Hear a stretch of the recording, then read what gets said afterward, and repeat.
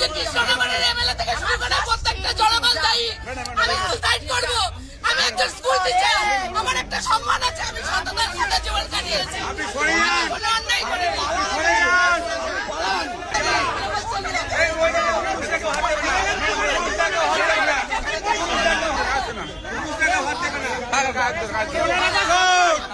জীবন কাটে school teacher, সততার শিক্ষা দিয়ে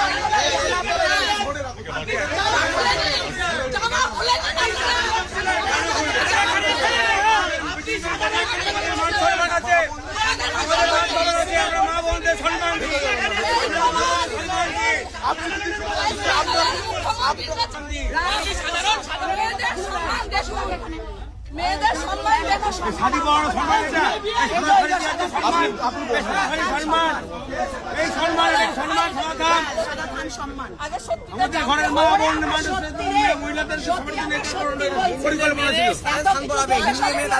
হিন্দু মেয়েদের, হিন্দু মহিলাদের এই যে ভোটের পর আপনার ইলেকশনের